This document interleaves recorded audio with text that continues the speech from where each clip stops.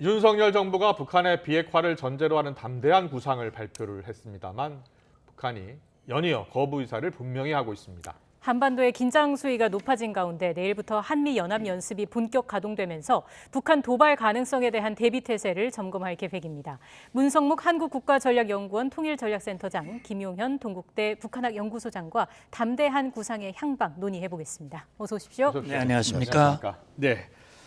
먼저 최근 윤석열 대통령이요, 대북 관계 로드맵을 제시했습니다. 핵심은 담대한 구상이라고 하는데요. 먼저 어떤 발표가 있었는지 듣고 오겠습니다. 제일 중요한 것은 남북한 간의 지속 가능한 평화의 정착이고, 우리가 북한에 대해서 여러 가지 경제적, 외교적 지원을 한 결과 북한이 그에 따라서 자연스럽게 변화한다면 그 변화를 환영하는 것뿐입니다. 아직 판도를 더 대면 우리의 핵을 어째볼 수 있지 않겠는가 하는 부질없는 망상에 사로잡혀 있는 자들에게 보내줄 것은 쓰거운 경멸뿐이다.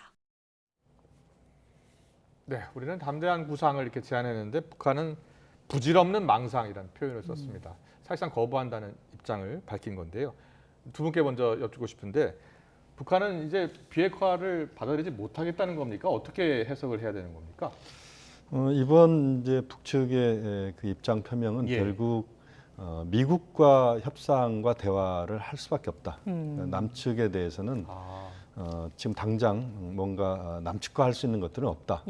오히려 미국에 대한 대화를 촉구하는 측면이 있다. 그렇게 해석을 하시는군요. 네, 그렇게 볼 수 있을 것 같습니다. 그래서 실제 이제 미국이 전혀 움직이지 않고 있는 상황이고 윤석열 정부의 담대한 구상이라고 하는 것조차도 미국과의 대화가 풀리지 않으면 사실은 이것은 제대로 갈 수 없는 것이다라고 하는 게 이번 이제 김여정 부부장의 목소리를 통해서 나왔다. 그렇군요. 부장의 목소리를 통해서 나왔다 이렇게 봐야 될 것 같습니다. 근데 미국과 대화할 뜻이 있을까요? 근데 사실은 이제 김 교수님 말씀은 미국과 문제를 해결하겠다 이렇게 말씀을 하셨지만 사실은 미국과 정상회담이 있었잖아요. 2018년에 처음으로 미북 정상이 싱가포르에서 만나서 하노이 때도 만났고 2차까지 그럼요. 그 했죠. 2019년에 또 2월 달에 하노이에서도 만났고 그해 6월에는 판문점에서도 만났고 그러나 이제 그 협상이 타결되지 못한 것은 김정은 위원장이 비핵화를 하겠다고 해서 시작한 협상인데 실제 뚜껑을 열고 협상을 해보니 비핵화 의지가 분명치 않다. 비핵화를 말은 비핵화라고 하지만 실제 행동은 비핵화와 거리가 먼 그런 말과 행동으로 이어지기 때문에 미국으로서는 그 정도를 가지고 제재를 풀어주거나 그 정도를 가지고 이 합의를 하기는 어렵다라고 하는 판단하에 결국은 2019년 2월에 하노이 노딜, 다시 말하면 결렬이 된 것이거든요. 사실은 그 이후에 이제 미국 정부가 바뀌고 바이든 정부 들어와서도 대화의 문은 열어놓는다.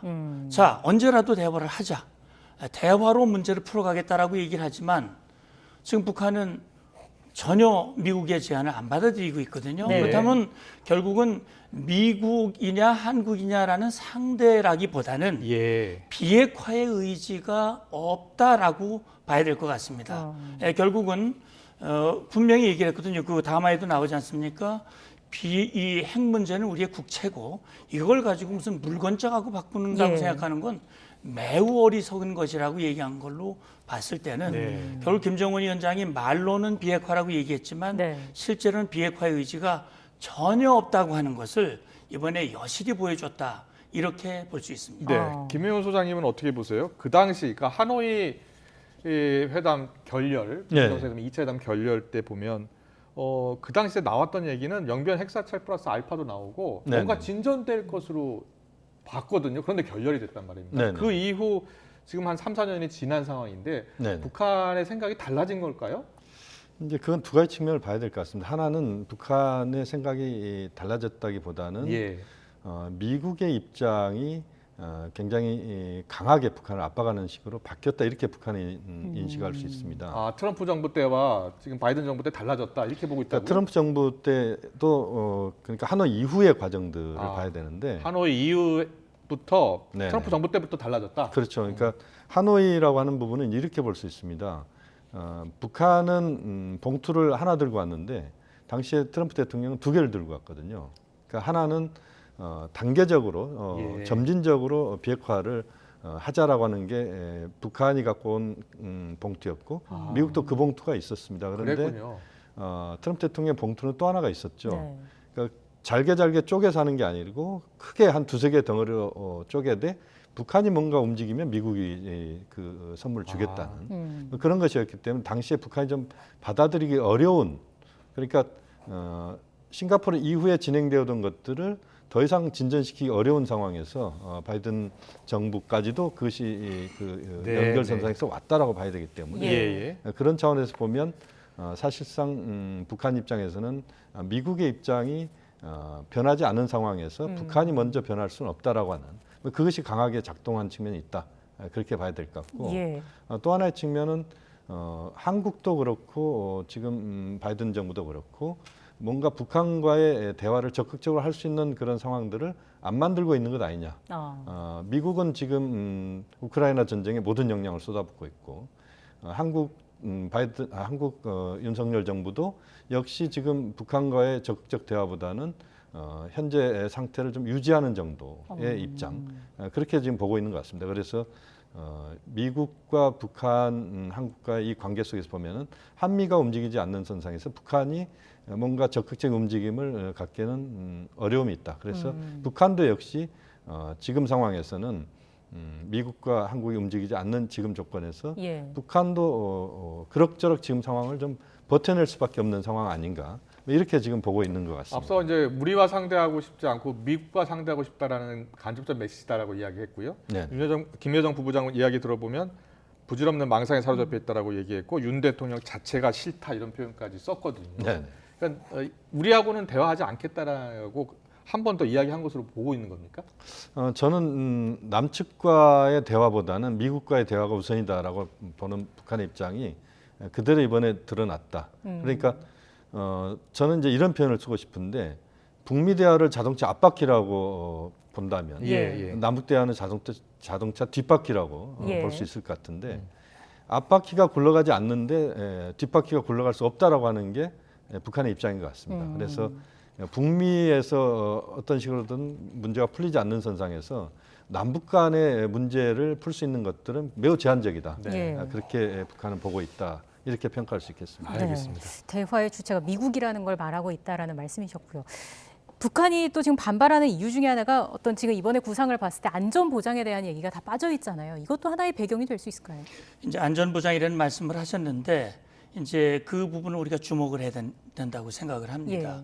2018년에 김정은 위원장이 우리 특사가 평양에 갔을 때 비핵화의 의지가 있다라고 얘기를 했어요. 그래서 정의용 실장이 내려와서 그걸 발표를 했고 그 메시지를 들고 워싱턴에 가서 트럼프에게 얘기해서 미국 정상회담이 성사가 됐거든요. 그랬죠. 근데 우리가 북한이 뭘 제안을 할 때 우리가 주목해야 하는 부분은 늘 전제 조건입니다. 그때 당시 비핵화의 전제 조건을 두 가지를 얘기를 했어요. 첫째는 군사 위협이 해소되고 그다음에 체제 안전이 보장이 된다면 비핵화를 못할 일이 없다 이렇게 얘기를 했거든요. 근데 트럼프는 앞에 그 전제 조건을 좀 눈을 감으신 것 같아요. 그래서 비핵화에만 초점을 두고 그래 내가 나서면 어느 누구도 이루지 못한 비핵화를 내가 성사시킬 수 있겠다라는 판단을 한 것 같아요. 그럼 여기서 말하는 조건이라는 게 뭐냐 하는 것이죠. 군사 위협이라고 하는 것은 북한은 늘 그렇게 얘기를 했습니다. 미군은 북침을 위해서 주둔하고 있고 한미연합연습은 북침을 위한 연습이다.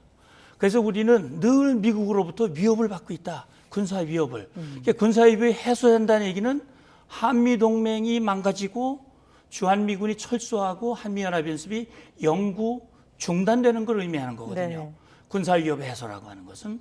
체제 안전의 보장이라고 하는 것은 결국 북한이 유엔 안보리로부터 제재를 받고 있었단 말이죠. 하노이 노딜 때도 결국 봉투 하나라고 표현을 해주셨는데 봉투 하나가 맞습니다. 작은 봉투를 들고 간 거예요. 말하자면 영변의 핵시설의 일부를 내가 포기할 테니 우리를 향한 제재를 모두 풀어달라라고 얘기한 거란 말이죠. 그러나 미국 입장에서 봤을 때는 영변만 핵이 아니라 북한 전체가 핵시설인데 이것만 해결한다고 다 들여다보겠다 그랬었죠. 핵 문제를 해결할 수는 없는 것이다. 그러니 북한이 완전히 핵을 내려놔라. 핵을 내려놓는 것이 확인이 돼야 제재를 풀어주든 합의할 수 있다라고 하는 것이 결국 하노이 노딜의 배경이라고 볼 수 있단 말이죠. 예. 그럼 안전보장이라는 말씀을 했단 말이죠. 그래서 저는 이번에 그 김여정의 담화가 우리 윤 대통령의 담대한 구상에 대한 반대라기보다는 예. 윤석열 정부가 추진하고 있는 지금 외교 안보 대북 정책에 대한 전반적인 그 입장을 밝혔다고 저는 보는 겁니다. 왜냐하면 윤 정부 들어와 가지고 한미 동맹을 복원했죠. 제일 싫어하는 겁니다. 김정은이 제일 싫어하는 한미 동맹을 복원했죠. 4년 동안 중단됐던 한미 연합 연습을 다시 정상화시킨다고 그랬죠. 아주 싫어하는 거죠. 확장 억제를 강화한다고 그러잖아요. 북한의 핵을 무력화시킬 수 있는 확장 억제란 말이죠. 제일 싫어하는 거죠. 예. 이렇게 얘기를 하니까 결국은 북한으로서는 이번에 이런 담화를 통해서 아예 윤석열 대통령 자체를 보기 싫다. 이렇게 얘기를 한 것이죠. 그런데 특이한 것은 문재인 정부도 거론했거든요. 예. 이게 북한의 입장을 늘 배려하고 고려했던 문재인 정부도 마음에 안 들었고 그러니까요. 또 지금 정부도 마음에 안 든다는 예. 걸 같이 얘기한 것이죠. 그랬군요. 예. 그런데요, 이 김여정 부부장이 담화가 어디에 실렸냐면 노동신문에 실렸어요. 근데 노동신문에 실렸다는 것은 북한 주민들이 본다는 거 아닙니까? 그러니까 북한 주민들한테 이것을 이렇게 적극적으로 알리는 또 이유가 있을 거 아닙니까? 그럼요. 예. 지금 김정은 위원장의 가장 큰 고민은 정권과 체제의 안전이라고 생각을 합니다. 정권과 체제의 안전이 위협받는 이유는 북한 주민들이 어렵거든요.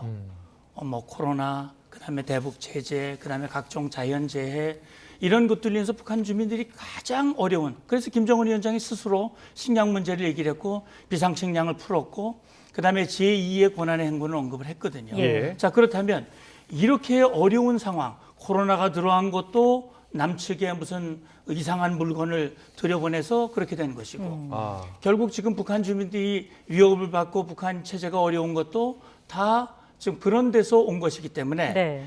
다시 말하면 지금 북한 주민들이 어려움을 겪는 모든 원인은 김정은의 이 잘못된 실책, 핵에 집착하는 것 때문에 온 것인데 그걸 결국은 남측으로 책임을 전가하고 그렇게 해서 그걸 사실 과거에는 뭐 이런 성명들을 대외 매체에만 했는데 이번에는 말씀하신 대로 노동신문에 그대로 여과 없이 내보낸 것은 예. 지금의 이 모든 어려운 상황은 남측으로부터 비롯된 것이다.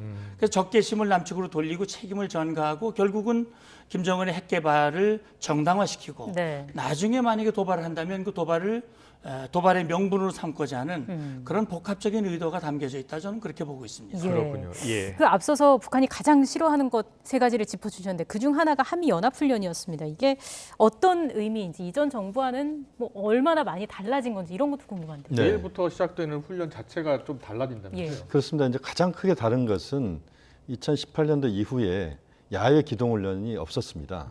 그 전에 있었고요. 근데 이번에 야외 기동훈련을 복원하는 겁니다. 여단급 기동훈련이 이루어지는 건데 예. 결국 인원과 장비가 동원돼서 실제 반격 훈련까지 가는 겁니다. 그러니까 북한 입장에서 봤을 때는 예. 굉장히 아까 이제 문 장군님 스트레스라는 표현을 쓰셨는데 굉장히 북한으로서는 스트레스인 거죠. 왜냐하면 단순히 이 방어 훈련에만 그치는 게 아니고 예. 마지막 단계에서는 반격, 진격 훈련이 예. 포함되어 있습니다. 아. 그러니까 북한으로서는 굉장히 그 스트레스 받는 것이고 예. 또 하나 이제 한미 군사 훈련에서 우리가 주목해야 되는 부분이 전략 무기가 전개될 수 있느냐 여부입니다. 그러니까 북한을 향해서 날아갈 수 있는 B-1B 전략 폭격기랄지 예. 또는 B-52 전략 폭격기랄지 이런 전략 폭격기는 사실 지금 괌에서 출발해서 2시간 만에 평양까지도 갈 수 있는 전략 폭격기가 있습니다. 예.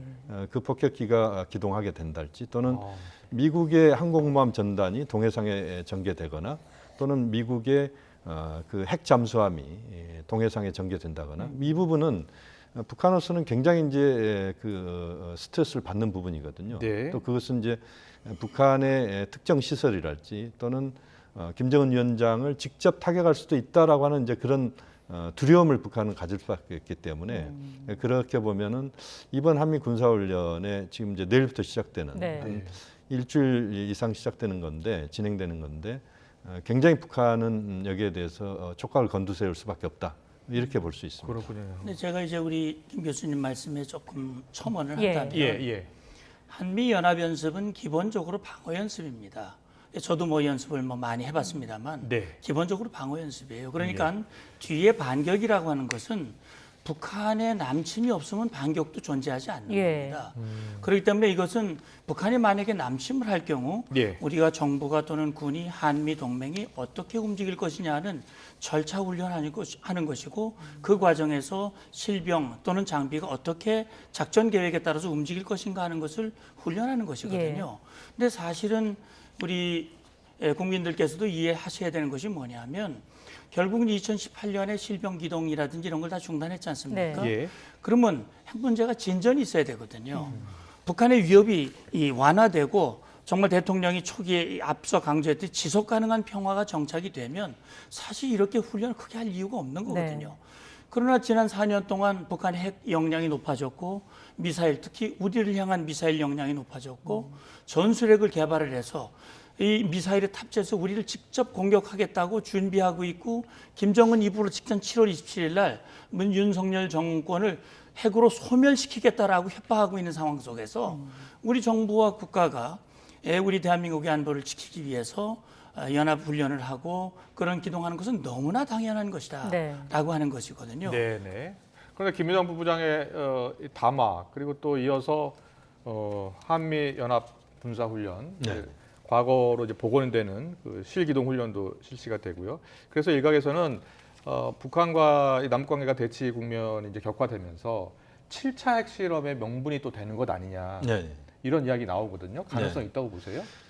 가능성은 있다고 봅니다. 그러니까 북한이 한미 군사훈련이 진행되는 그 기간 내에는 전략적인 무력 시위를 하는 경우는 별로 없습니다. 그러니까 한미 군사훈련 이전이거나 이후, 직후이거나 뭐 이럴 때 북한의 전략적인 우리가 이른바 도발이라고 하는 도발이 있었는데요. 결국 보면 이제 북한 입장에서 보면은 지금 말씀하신 7차 핵실험이랄지 또는 ICBM 발사를 한달지 또는 잠수함 발사 탄도미사일 우리가 SLBM이라고 이야기를 합니다만 그것도 전략 자산이거든요. SLBM 발사를 한달지 이것을 통해서 한미 군사훈련에 대한 북한의 불만 또 한미 군사훈련 관련된 이후에 일련의 한미 간의 그 전략적인 그런 결속이랄지 이런 것들을 또 북한 입장에서는 그것을 억제하는 이런 차원에서의 행동이 나올 가능성은 뭐 열려 있다 이렇게 볼 수 있습니다. 근데 핵실험 같은 경우에는 사실 뭐 지금 기술적으로 급한 것도 아니고요. 중국 공산당 당 대회가 이제 10월에 예정이 돼 있잖아요. 그렇기 때문에 뭐 유보하거나 그 이후에 하지 않을까 이런 얘기가 좀 있는 것 같더라고요. 맞습니다. 지금 뭐 금년 연초부터 북한이 풍계리 핵실험장을 이제 보수하기 시작했고 이제 뭐 거의 보수가 완료가 돼서 이제 김정은의 결심만 있으면 언제든 할 수 있다라고 하는 것이 정부 당국의 평가거든요. 그런데 이제 이걸 차일피일 미루는 것은 결국은 핵실험을 할 필요도 있지만 그걸로 인해서 오는 부정적인 영향, 다시 말하면 압박을 견딜 수 있느냐 하는 부분입니다. 그래서 결국은 효과는 극대화시키면서 피해는 최소화시킬 수 있는 여건이 되느냐 안 되느냐 하는 것이 이제 김정은의 결단에 영향을 미칠 수 있는 결정적인 변수라고 볼 수 있는데 말씀하셨듯이 9월, 10월 계속 정치적인 일정들이 있거든요. 9월 달에는 유엔 총회가 있지 않습니까? 그렇습니다. 그러면 막 핵실험을 한다면 결국은 미사일 발사 정도야 중국과 러시아가 눈을 감고 북한 편을 들고 하겠지만 핵실험을 하는 것까지 유엔 안보리의 상임이사국으로서 그동안 일련의 이 안보리 결의에 동참하고 찬성했던 중국과 러시아가 그것까지도 북한 편을 들어서 비토권을 행사한다는 것은 결국은 너무나 부담이 크기 때문에 그래서 중국과 러시아도 북한이 7차 핵실험은 안 했으면 좋겠다라고 하는 내심 그런 게 있을 겁니다. 그렇기 때문에 뭐 김정은이 그럼에도 불구하고 하겠다면 하겠지만 그러나 아마 9월, 10월 달에 이 중국으로서는 뭐 시진핑 3년임을 결정하는 중요한 당대회가 있고 그래서 만약에 한다면 그 10월 이후에 적절한 시점을 고려할 가능성은 있겠지만 그 전에 하기에는 김정은도 상당히 부담이 되지 않을까라는 생각을 해봅니다. 알겠습니다. 문성묵 센터장님이나 김영현 소장님이나 북한의 의도에 대해서 같은 분석도 있고 조금 다른 분석도 있고요. 근데 좀 다른 부분에 대해서 한 가지씩 여쭤보고 싶은데 먼저 김영현 소장님께서는 네. 만약에 지금 북한이 메시지를 미국에 보내고 있다고 하면요. 근데 미국은 지금 보니까 미 국무부 차관보가 내일부터 한국과 몽골을 방문하더라고요. 네. 미국이 북한의 의도를 어떻게 보고 있고 북미 관계에서 북미 간의 대화가 시작될 지금 가능성이 있는 상황입니까? 뭐 지금 현재로서는 북미 대화가 당장 이루어질 가능성은 높지 않습니다. 예. 그 이유는 이제 한미 군사훈련이 하나 바로 있고 예. 또 하나는 이제 미국이 갖고 있는 기본적인 대외 정책의 최우선순위는 우크라이나 이 전쟁과 관련된 그렇죠. 부분입니다. 예.